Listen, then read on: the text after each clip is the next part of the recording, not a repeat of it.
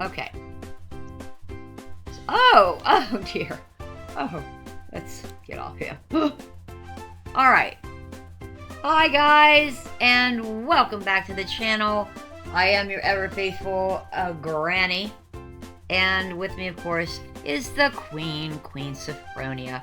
And she has not had a television in her life since 1993. 1993. And so, as an effort to catch up, instead of starting with other things like, I don't know, anything on PBS Master, no, we're going right for Blood and Gore Forensic Files. So, she has started here. This episode is called Unholy Vows. Season 5, Episode 5. Where does it start? Where we don't want copyright. We don't want them coming for us, Queen. Where do I start this off? What point are you telling your story? What timestamp? Oh. Because we can't really run this because we can't come. 19. Oh, I was at lucky 13 anyway. Because there's 9. Who are we talking about here? We are talking about Archbishop Valerian Trifa, Detroit, Michigan. Well, he was Detroit, Michigan. He is actually a Romanian immigrant who came to the United States after they opened citizenship to Europeans. Okay. And he came through Ellis Island where they fingerprinted and took his information, claiming that during World War II he had been a captive of Hitler and kept in prisoner housing.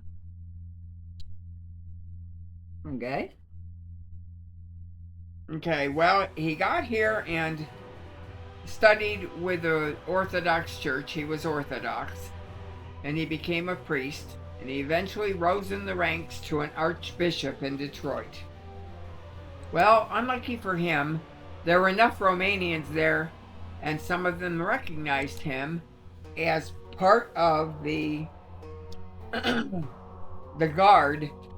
What do they call that guard? The Iron Guard Hitler had that would round up Jews, take them to trenches, slit their throats, etc. Iron Guard, that sounds like something you'd starch a collar with. Or one of those pointy bras. Come on, Vogue. Okay. So,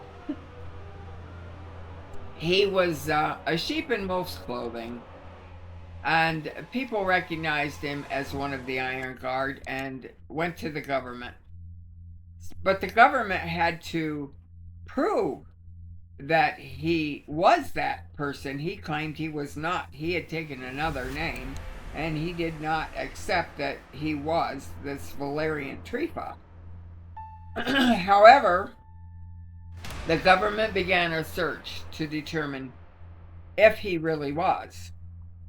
And they were able to find voice recordings of him on running a radio station where he espoused hatred and viciousness. They, let's see what else. What a doll face he is, truly. Well, he's not a handsome man, but then that probably worked for him.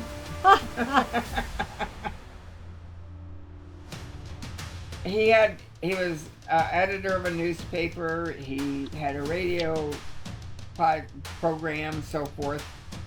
A New York dentist named Gideon Epstein. Where have you heard that name before? Not Gideon. Well, yeah, they've heard Gideon too, but Epstein. I don't know. I think I have it on file somewhere. I'll bet you do.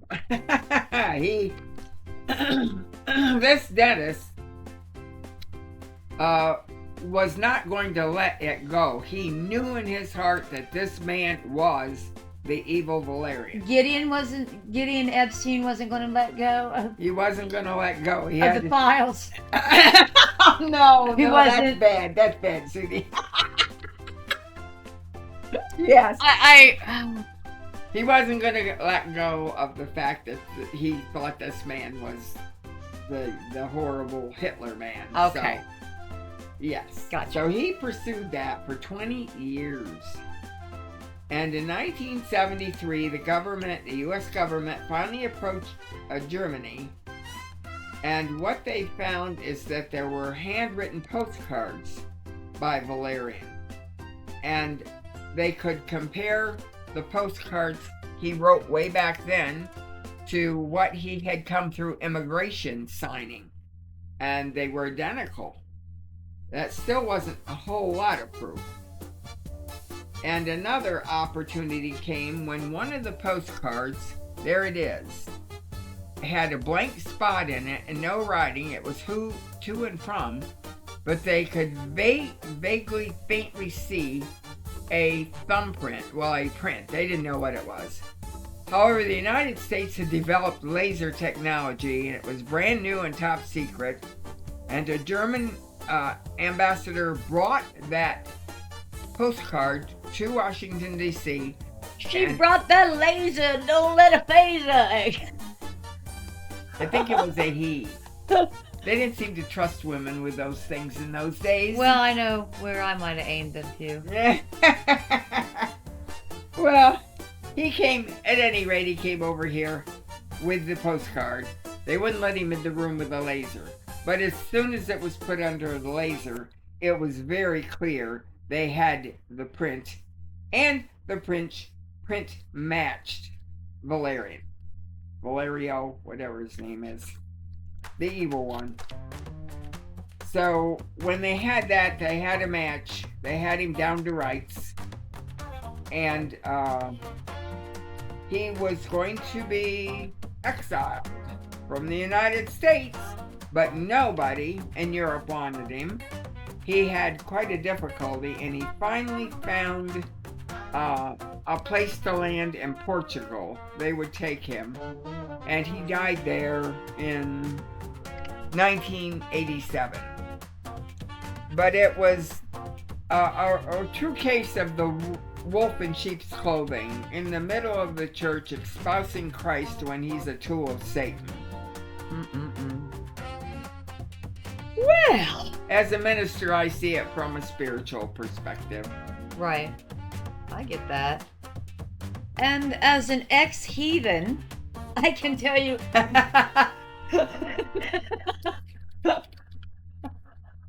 I would think Portugal would be lovely this time of year. No, what a sorry sack of snot. Oh, terrible, terrible, deceitful person. Yep. Just so evil. Well, anyway, that's a little ray of sunshine that we brought to you, free of charge. Don't forget to like, share, and subscribe. How can you resist? Look, Mustache Man. Look at the Mustache Man, Queen. Look at him. He likes you so much. But he's a good guy. Well, I figured.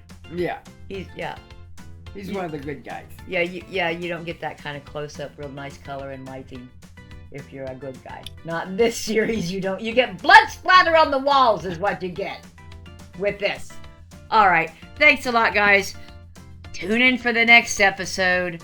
Who knows? We might have something roaming around in forests. All right. Later. Peace out. Deuces.